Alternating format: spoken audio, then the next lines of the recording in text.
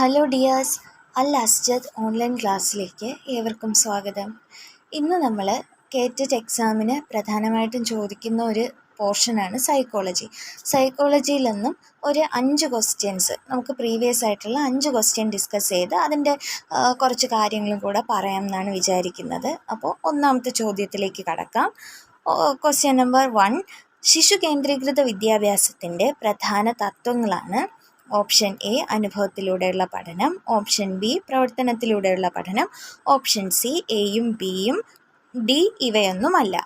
അപ്പോൾ ഇവിടെ ശിശു കേന്ദ്രീകൃത വിദ്യാഭ്യാസം എന്ന് പറഞ്ഞു കഴിഞ്ഞാൽ ചൈൽഡ് സെൻറ്റേർഡ് എഡ്യൂക്കേഷൻ എന്നാണ്. അപ്പോൾ കുട്ടികൾക്ക് ഫേവറബിൾ ആയിട്ടുള്ള കണ്ടീഷൻ ഒരുക്കി അവർക്ക് എന്താണ് ഇഷ്ടപ്പെടുന്ന രീതിയിൽ അവർക്ക് എങ്ങനെ പഠനത്തിന് പറ്റുമോ ആ രീതിയിലുള്ള പഠന സാഹചര്യങ്ങൾ ഒരുക്കുക. അപ്പോൾ അവിടെ അനുഭവത്തിലൂടെയുള്ള പഠനം വരുന്നു, അവർക്ക് പലതരം പ്രവർത്തനങ്ങളൊക്കെ കൊടുക്കുന്നു. അപ്പോൾ പ്രവർത്തനത്തിലൂടെയുള്ള പഠനവും വരുന്നു. അപ്പോൾ ഇവിടുത്തെ ഓപ്ഷൻ എന്താണ്? കറക്റ്റ് ആൻസർ എന്ന് പറയുന്നത് ഓപ്ഷൻ സി ആണ്, എയും ബിയും എന്നുള്ളതാണ്. ഓക്കെ, അതിലിനി എക്സ്പ്ലനേഷൻസ് വേണോ? അത് ആർക്കെങ്കിലും ഡൗട്ട് ഉണ്ടെങ്കിൽ ചോദിക്കുക കേട്ടോ കമൻറ്റ് ബോക്സിൽ. അടുത്ത് സെക്കൻഡ് ക്വസ്റ്റ്യൻ, സമായോജന വ്യക്തിത്വങ്ങളുടെ സ്വഭാവം അല്ലാത്തത് ഏത് എന്നാണ്. ഓപ്ഷൻ എ അവർക്ക് അവരുടെ കഴിവും കഴിവുകേടും തിരിച്ചറിയാനാവും. ഓപ്ഷൻ ബി അപര്യാപ്തമായ ആഗ്രഹങ്ങളായിരിക്കും. ഓപ്ഷൻ സി പ്രാഥമിക ആവശ്യങ്ങൾ നിറവേറ്റപ്പെട്ടിട്ടുണ്ടാകും. ഓപ്ഷൻ ഡി വിമർശനാത്മകവും കുറ്റം കണ്ടെത്തുന്നതുമായ മനോഭാവം ഉണ്ടാവില്ല. ഇവിടുത്തെ ശരി ഉത്തരം എന്ന് പറയുന്നത് എന്താണ്? ഓപ്ഷൻ ബി ആണ്, അപര്യാപ്തമായ ആഗ്രഹങ്ങളായിരിക്കും എന്നുള്ളതാണ് കേട്ടോ. അപ്പോൾ സമായോജന വ്യക്തിത്വം എന്ന് പറയുമ്പോൾ എന്താണ്? വെൽ അഡ്ജസ്റ്റഡ് പീപ്പിൾ എന്ന് വെച്ചാൽ ഏത് സാഹചര്യമായിട്ടും പൊരുത്തപ്പെടാൻ കഴിയുന്ന ചില വ്യക്തികൾ അങ്ങനെ ഉണ്ടാവും അല്ലേ. അപ്പം ഏത് സാഹചര്യമായിട്ട് അവർക്ക് പൊരുത്തപ്പെടാൻ കഴിയും. അങ്ങനെയുള്ള ആൾക്കാരുടെ ചില സവിശേഷതകൾ നമ്മുടെ ബുക്കിൽ പഠിക്കാൻ തന്നെ ഉണ്ട്. അപ്പോൾ അത് നമുക്കൊന്ന് വായിച്ചു പോവാം. ഇതുപോലെ നമുക്കിനിയും ക്വസ്റ്റ്യൻ വന്നാലോ. സവിശേഷതകളാണ്. ഒന്നാമത്തത്, സ്വന്തം ശക്തി ദൗർബല്യങ്ങളെക്കുറിച്ച് വ്യക്തമായ ധാരണ ഉണ്ടാവും. എനിക്കെന്തൊക്കെ പറ്റും, എനിക്കെന്തൊക്കെ പറ്റില്ല, അതിനെക്കുറിച്ച് അറിയും അവർക്ക്. അടുത്ത്, സ്വയം ബഹുമാനിക്കുന്നതിനും മറ്റുള്ളവരെ ബഹുമാനിക്കുന്നതിനുമുള്ള കഴിവുണ്ടാവും. നെക്സ്റ്റ് വൺ, പെരുമാറ്റങ്ങളിലുള്ള അയവ് എന്ന് വെച്ചാൽ എന്താണ്? ഫീലിങ്സ് കൺട്രോൾ ചെയ്യാൻ, പെട്ടെന്ന് ദേഷ്യപ്പെടില്ല, പെട്ടെന്ന് സങ്കടം വരില്ല, അങ്ങനത്തെ രീതിയിൽ. ഓക്കെ, അടുത്ത്, പ്രതികൂല സാഹചര്യങ്ങളുമായി പൊരുത്തപ്പെടാൻ സാധിക്കും. ലോകത്തെക്കുറിച്ച് യാഥാർത്ഥ്യ ബോധത്തോടെയുള്ള വീക്ഷണം ഉണ്ടാവും. ചുറ്റുപാടുകളുമായി ഇണങ്ങിച്ചേരാനുള്ള കഴിവ്, മറ്റുള്ളവരിൽ നന്മ കണ്ടെത്താനുള്ള കഴിവ്. ഇവിടെ ഇപ്പോൾ നമ്മൾ തന്നെ ശ്രദ്ധിച്ചു കഴിഞ്ഞാൽ നമുക്ക് മനസ്സിലാവില്ലേ ഒരു നല്ല വ്യക്തിയുടെ, ഇപ്പോൾ നമ്മളൊരു ലീഡറിൻ്റെ അങ്ങനെയൊക്കെ ക്വാളിറ്റി പറയുമ്പോൾ അങ്ങനെ നമ്മൾ ചിന്തിച്ചാൽ മതി. എന്താണ്? അവർക്ക് അവരുടെ കഴിവും കഴിവുകേടും തിരിച്ചറിയാനാവും. സ്വാഭാവികമായിട്ടും തിരിച്ചറിയാൻ കഴിയും. അടുത്ത് നോക്കിക്കേ, സി ഓപ്ഷൻ, പ്രാഥമിക ആവശ്യങ്ങൾ നിറവേറ്റപ്പെട്ടിട്ടുണ്ടാവും. അതെ, അതും ഉണ്ടാവും. അടുത്ത, വിമർശനാത്മകവും കുറ്റം കണ്ടെത്തുന്നതുമായ മനോഭാവം ഉണ്ടാവില്ല. അതില്ല. അങ്ങനെയുള്ള ആൾക്കാർക്ക് അങ്ങനെ ഒരു ക്വാളിറ്റി ഉണ്ടാവില്ല. അടുത്ത് ബി ഓപ്ഷൻ നോക്കിക്കുക, അപര്യാപ്തമായ ആഗ്രഹങ്ങളായിരിക്കും. അവരെപ്പോഴും ഇങ്ങനെ പറയും, എനിക്ക് അത് കിട്ടിയില്ല, ഇത് കിട്ടിയില്ല, അത് വേണമായിരുന്നു. ഇല്ല. അപ്പോൾ ഇവിടെ ഇങ്ങനെ നമുക്ക് ഓപ്ഷൻ ഒന്ന് അനലൈസ് ചെയ്താൽ തന്നെ എന്ത് ചെയ്യാൻ പറ്റും? തെറ്റേത് ശരിയേത് അങ്ങനെയുള്ളത് കണ്ടെത്താൻ പറ്റും. എന്ന് വെച്ചാൽ തെറ്റെന്ന് പറയുമ്പോൾ ശരിയായിട്ടുള്ളതെല്ലാം ഏകദേശം ഒരേ പോസിറ്റീവ് സ്വഭാവം ഉള്ളതായിരിക്കും, നെഗറ്റീവ് സ്വഭാവം അല്ലാത്തത് ചോദിക്കുമ്പോൾ വരുന്നത്. ഓക്കെ, അപ്പോൾ ബി ആണ് ഇവിടുത്തെ ഉത്തരം. അടുത്ത ക്വസ്റ്റ്യൻ, വികസനവുമായി ബന്ധപ്പെട്ട തെറ്റായ പ്രസ്താവന ഏതെന്നാണ്. അതിൻ്റെ ഓപ്ഷൻ, വികസനം പാരമ്പര്യത്തിൻ്റെയും സാഹചര്യത്തിൻ്റെയും പരസ്പര പ്രവർത്തനത്തിൻ്റെ തുകയാണ്. വികസനം തുടർച്ചയായതും ക്രമാനുഗതവുമാണ്. വികസനം സൂക്ഷ്മത്തിൽ നിന്ന് സ്ഥൂലത്തിലേക്ക് നടക്കുന്നു. വികസനം പ്രവചിക്കുവാൻ സാധിക്കും. അപ്പോൾ ഇവിടെ നമ്മൾ നോക്കുമ്പോൾ എന്ത് വികസനത്തെക്കുറിച്ചാണ് പറയുന്നത്? ശിശു വികസനത്തെക്കുറിച്ചാണ്. ഓക്കെ, അല്ലാതെ നമ്മൾ ഈ റോഡോ അല്ലെങ്കിൽ നമ്മുടെ നാട് വികസിക്കുന്നതോ അതൊന്നും അല്ല പറയുന്നത്. ശിശു വികസനത്തിൻ്റെ നമ്മളിപ്പോൾ പഠിക്കുന്നത് സൈക്കോളജി ആയാലും ചൈൽഡ് സൈക്കോളജി അല്ലേ. അപ്പോൾ ശിശു വികസനം, അപ്പം ആ വികസനത്തിൻ്റെ തെറ്റായ പ്രസ്താവന, നേരത്തെ ചോദ്യത്തിൽ നമ്മൾ പറഞ്ഞതുപോലെ ശരിയും ഉണ്ടാവും തെറ്റും ഉണ്ടാവും. അതിൻ്റെ തെറ്റായ പ്രസ്താവനയാണ് ചോദിക്കുന്നത്. അപ്പോൾ ഇതിൽ ക്ലാസ് കേൾക്കുന്നതിൽ സൈക്കോളജി പഠിച്ചിട്ടില്ലാത്തവരുണ്ടാവും, ഒരു വിഷയമായിട്ട് എടുത്ത് പഠിച്ചവരുണ്ടാവും. അപ്പോൾ എല്ലാവർക്കും മനസ്സിലാവുന്ന കാര്യങ്ങൾ തന്നെയാണ് ഈ വികാസവുമായിട്ടൊക്കെ ബന്ധപ്പെടുത്തിയ കാര്യങ്ങൾ. അപ്പോൾ ഓപ്ഷൻ 1 നോക്കിക്കേ, വികസനം പാരമ്പര്യത്തിൻ്റെയും സാഹചര്യത്തിൻ്റെ പരസ്പര പ്രവർത്തനത്തിൻ്റെ തുകയാണ്. അപ്പോൾ അത് ശരിയാണ്. ഒരാളുടെ പാരമ്പര്യവും സാഹചര്യവും ഒക്കെ ഒരു കുട്ടിയുടെ വികാസത്തെ നല്ലവണ്ണം സ്വാധീനിക്കും. കുട്ടി ഇപ്പോൾ ഒരു ഭാഷ പറയുന്നതായാലും ആ വീട്ടിൽ കുറേ നല്ലവണ്ണം സംസാരിക്കുന്ന ആൾക്കാരുള്ള ഒരു വീടാണെങ്കിൽ എന്ത് ചെയ്യും, ആ കുട്ടി ഒരു വയസ്സ് കഴിയുമ്പോഴോ 1.5 വയസ്സാകുമ്പോൾ തന്നെ ചെറിയ ചെറിയ വാക്കുകൾ പറഞ്ഞു തുടങ്ങും അല്ലേ. അല്ലാത്ത ഒരു സാഹചര്യത്തിലാണല്ലോ ചില കുട്ടികൾ 2.5 വയസ്സായാലും ഒന്നും പറയാത്ത കുട്ടികളുണ്ട്. അപ്പോൾ പാരമ്പര്യത്തിൻ്റെയും സാഹചര്യത്തിൻ്റെയും പരസ്പര പ്രവർത്തനം നടക്കുന്നു, ഇത് വികാസത്തെ സ്വാധീനിക്കുന്നു. അടുത്ത് വികസനം തുടർച്ചയായതും ക്രമാനുഗതവുമായി ആണ്. എന്നുവെച്ചാൽ ഒരു കണ്ടിന്യൂറ്റി ഉണ്ട്, കണ്ടിന്യൂസ് പ്രോസസ്സാണ്. മരണം വരെയും നിലയ്ക്കാതെ ഈ കുട്ടി വികസിച്ചു കൊണ്ടിരിക്കുന്നു ബൗദ്ധികമായിട്ട്. അതാണ് പഠനം എന്ന് പറയുന്നത്. എന്താണ്, ഒരാൾ ജനിക്കുന്നത് മുതൽ മരിക്കുന്നത് വരെയും പഠിക്കുന്നു എന്ന് പറയില്ല, അതുപോലെ തന്നെയാണ് വികാസം. അടുത്ത പോയിന്റ് നോക്കിക്കേ, വികസനം സൂക്ഷ്മത്തിൽ നിന്ന് സ്ഥൂലത്തിലേക്ക് കടക്കുന്നു. പക്ഷേ അത് തെറ്റാണ്. വികസനം സ്ഥൂലത്തിൽ നിന്ന് സൂക്ഷ്മത്തിലേക്കാണ് വരുന്നത്. അത് നമ്മൾ പറയുമ്പോൾ ഒരു ചെറിയ കാര്യം ആലോചിച്ചാൽ മതി. ഇപ്പോൾ വലുതായ ഒരാൾ ഇപ്പോൾ സങ്കടം വന്നു കഴിഞ്ഞാൽ എന്ത് ചെയ്യും, അല്ലെങ്കിൽ ദേഷ്യം വന്നു കഴിഞ്ഞാൽ ഒന്ന് പല്ലിങ്ങരിച്ചിട്ട് ആ ദേഷ്യം പ്രകടിപ്പിക്കില്ലേ. പക്ഷെ കുഞ്ഞു കുട്ടികളാണെങ്കിലോ അതിന് സങ്കടം വന്നു കഴിഞ്ഞാൽ ദേഹം മുഴുവനും കൈയും കാലും ഇട്ട് അടിച്ച് കരങ്ങി അങ്ങനെയൊക്കെയല്ലേ പ്രകടിപ്പിക്കുക.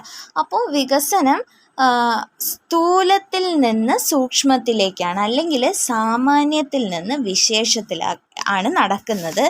അപ്പം ഈ പ്രസ്താവന തെറ്റാണിവിടെ, സൂക്ഷ്മത്തിൽ നിന്ന് സ്ഥൂലത്തിലേക്ക് എന്ന് പറയുന്നത്. അടുത്ത വികസനം പ്രവചിക്കുവാൻ സാധിക്കും. യഥാർത്ഥത്തിൽ വികസനം എന്ത് ചെയ്യാൻ പറ്റും, പ്രവചിക്കുവാൻ സാധിക്കും. കാരണം എന്താണ്, നമുക്കറിയാം ഈ സൈക്കോളജിസ്റ്റുമാർ ഓരോ കുട്ടിയുടെയും ഇപ്പോൾ 1 വയസ്സായ കുട്ടിക്ക് ഇത്ര വികസനം വേണം, 2 വയസ്സായ കുട്ടിക്ക് ഇത്ര വികസനം വേണം, അങ്ങനത്തെ രീതിയിൽ ബൗദ്ധിക വികാസത്തെക്കുറിച്ച് പറഞ്ഞു വെച്ചിട്ടുണ്ട്. അപ്പോൾ നമുക്ക് അത് പ്രവചനീയമാണ്. ഇവിടെ ഉത്തരം ഏതാണ്? ഓപ്ഷൻ സി ആണ്. വികസനം സൂക്ഷ്മത്തിൽ നിന്ന് സ്ഥൂലത്തിലേക്ക് കടക്കുന്നു. അതാണ് തെറ്റായ പ്രസ്താവന. ഓക്കെ. 4ാമത്തെ ചോദ്യം, ഗാർഡനറുടെ ബഹുമുഖ ബുദ്ധിയിൽ ഉൾപ്പെടാത്തത് പൊതുവായ ബുദ്ധി, സംഗീതപരമായ ബുദ്ധി, പ്രകൃതിപര ബുദ്ധി, ശാരീരികപരമായ ബുദ്ധി.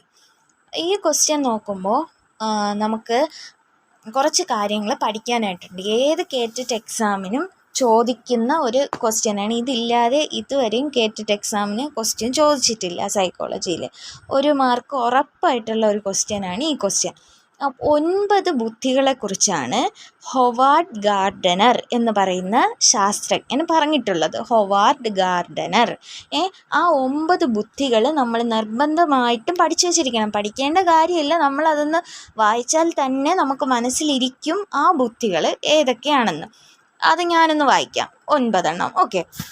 1ാമതായി ഭാഷാപരമായ ബുദ്ധി, 2 യുക്തി ചിന്താപരവും ഗണിതപരവുമായ ബുദ്ധി, 3 ദൃശ്യ സ്ഥലപര ബുദ്ധി, 4 ശാരീരിക ചലനപര ബുദ്ധി, 5 സംഗീതപരമായ ബുദ്ധി, 6 വ്യക്തിയാന്തര ബുദ്ധി, 7 ആന്തരിക വൈയക്തിക ബുദ്ധി, 8 പ്രകൃതിപരമായ ബുദ്ധി, 9 അസ്തിത്വപരമായ ബുദ്ധി. ഈ ബുദ്ധികളെക്കുറിച്ചാണ് ആര് പറഞ്ഞിട്ടുള്ളത്? ഹൊവാർഡ് ഗാർഡനർ എന്ന് പറയുന്ന ശാസ്ത്രജ്ഞൻ അത് പറഞ്ഞിട്ടുള്ളത്. അപ്പോൾ ഈ ക്വസ്റ്റ്യൻ എന്താണ്? ഹൊവാർഡ് ഗാർഡനർ ഇതിനെ എന്താണ് പറയുന്നത്? മൾട്ടിപ്പിൾ ഇൻ്റലിജൻസ്, ബഹുമുഖ ബുദ്ധി എന്ന പേരിലാണ് ഈ 9 ബുദ്ധികൾ അറിയപ്പെടുന്നത്. ഓക്കെ. അപ്പോൾ നമ്മുടെ ക്വസ്റ്റ്യനിൽ എന്താണ് ചോദിക്കുന്നത്? ഈ ഹൊവാർഡ് ഗാർഡനറുടെ ബഹുമുഖ ബുദ്ധിയിൽ ഉൾപ്പെടാത്തത്. അപ്പം ഞാൻ ഈ പറഞ്ഞത് വെച്ചിട്ട് തന്നെ നിങ്ങൾക്കിപ്പോൾ ആൻസർ കിട്ടിക്കാണുമല്ലോ. ഏതാണ് നമ്മൾ പറയാത്തത്?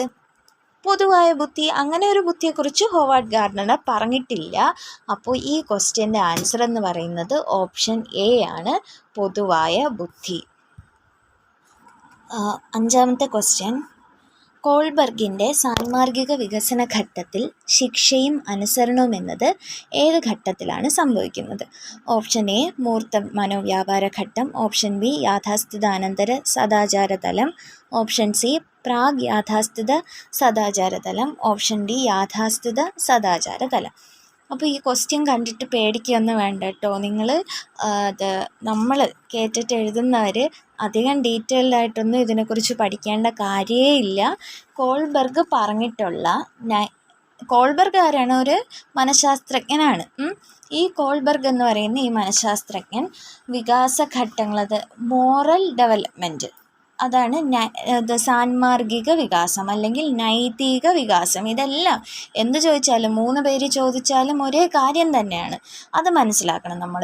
സാൻമാർഗിക വികാസഘട്ടം, നൈതിക വികാസഘട്ടം, മോറൽ ഡെവലപ്മെൻറ്റ്. ഓക്കെ, അപ്പോൾ ഈ ഡെവലപ്മെൻ്റൽ സ്റ്റേജിനെ കുറിച്ച് ആര് പറഞ്ഞിട്ടുണ്ട്? കോൾബർഗ് എന്ന് പറയുന്ന ശാസ്ത്രജ്ഞൻ കുറച്ച് പഠനങ്ങൾ നടത്തി അതിനെക്കുറിച്ച് പറഞ്ഞിട്ടുണ്ട്. അയാൾ ഓരോ തലങ്ങളായിട്ടാണ് ഈ വികാസത്തെ അല്ലെങ്കിൽ വികാസത്തെ ഘട്ടങ്ങളായിട്ട് പറഞ്ഞിട്ടുണ്ട്.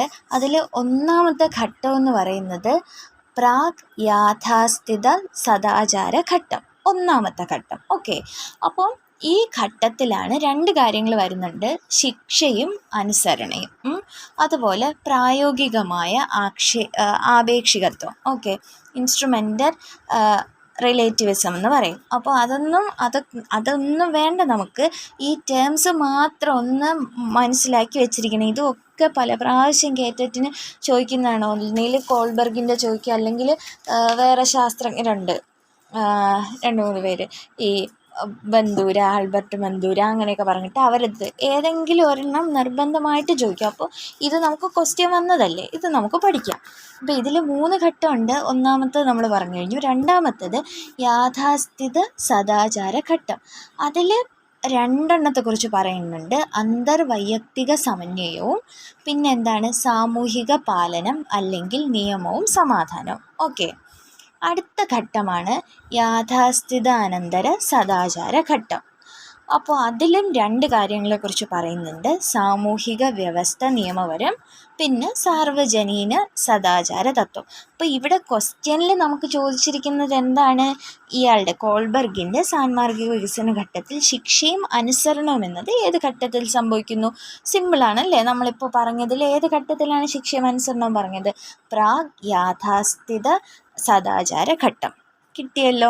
അപ്പോൾ ഇതിൻ്റെ ഉത്തരം എന്ന് പറയുന്നത് ഓപ്ഷൻ സി ആണ്, പ്രാഗ് യാഥാസ്ഥിത സദാചാര തലം അല്ലെങ്കിൽ സദാചാര ഘട്ടം. ഓക്കെ, ഇന്ന് നമ്മൾ വീഡിയോയിൽ ഡിസ്കസ് ചെയ്തത് 5 ചോദ്യങ്ങളാണ്. 5 ചോദ്യങ്ങളാണെങ്കിലും ഈ സൈക്കോളജി പാർട്ടിലെന്ന് ആവർത്തിച്ച് ചോദിക്കുന്ന, ആവർത്തിച്ചെന്ന് വെച്ചാൽ മിക്കവാറും ഈ ചോദ്യങ്ങളില്ലാത്ത ക്വസ്റ്റ്യൻ പേപ്പർ തന്നെ ഉണ്ടാവില്ല. അങ്ങനത്തെ രീതിയിൽ ചോദിക്കുന്ന 5 പ്രധാനപ്പെട്ട ക്വസ്റ്റ്യൻസാണ് ഡിസ്കസ് ചെയ്തത്. അപ്പോൾ എല്ലാവരും ഇത് നോക്കി പഠിക്കുക. Okay, thank you.